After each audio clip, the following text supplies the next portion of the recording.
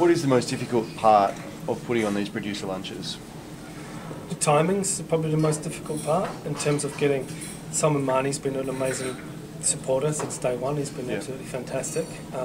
He does a lot with Royal Agricultural Society as well, and he's sort of really passionate.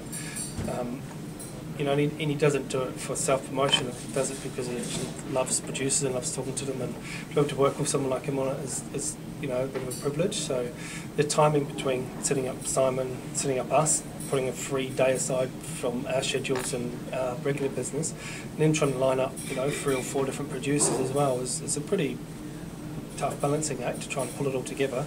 You know, things come up, and sometimes you finally get it together, and you go, yeah, great, and then you send the date out as a, you know, as a news bite sort of thing, and then a couple of producers might ring up and say, oh, something's happened, or, you know, the flood, or drought's really bad, or whatever, and they've had to cancel, and then it's, you know, and so you've got to change a date and that. So I think bringing it together in that sense is the most trickiest part, and quite the most time-consuming part. The fun part is when the produce arrives, when you get the wines, and when you get the food, and you start tasting the wines, and you're looking at the different qualities, doing a bit of research on it, and then you start designing the menus, and that's all. It's labour intensive, but in a fun way. Like, it's really exciting, and you know, you're not in the office, you're in the kitchen, and that's fun. And there's a lot of involvement from the head chefs and the restaurant manager, sommelier, and those sorts of things to really sort of bring it all together. So everyone's got a little bit of input to it. Yeah. Okay. So who are the people that you include in those research sessions? Varies each time, but generally speaking, there'll be my wife and business partner Georgia. She's got an incredible palate. David, who's our restaurant manager and sommelier, he'll have quite an integral part as well. Definitely the head chef, Monty. Sometimes his second chef, Michael, as well. So there's generally about 5 or 6 of us on board. And then, like for example, we might taste one of the wines. Well, first, you know, we look at the colour of a wine. We look at the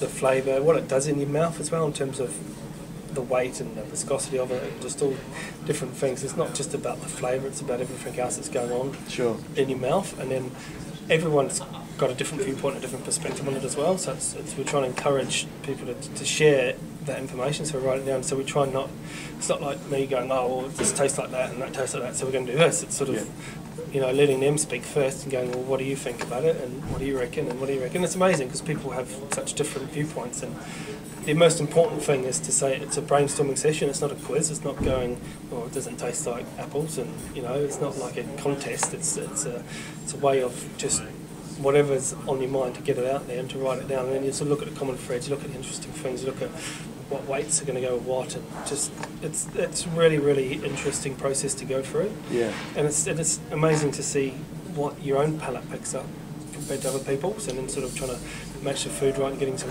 really interesting ideas to match of it. And you sort of end up starting with a completely blank sheet of paper like that, you really do get some interesting techniques and dishes and combinations come from that. Yeah, okay. And do you ever see that in those sessions you start fighting with the people you're closest to?